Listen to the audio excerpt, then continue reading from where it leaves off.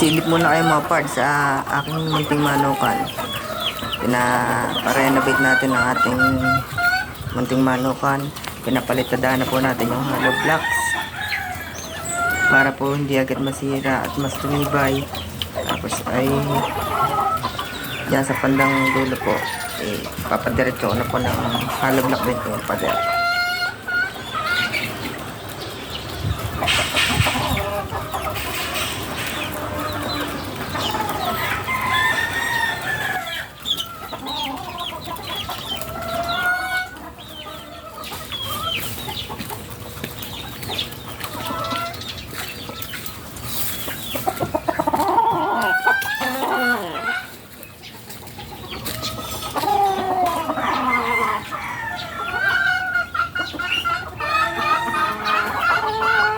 Ito nga po pala ating mga talisayan na double PC bundle.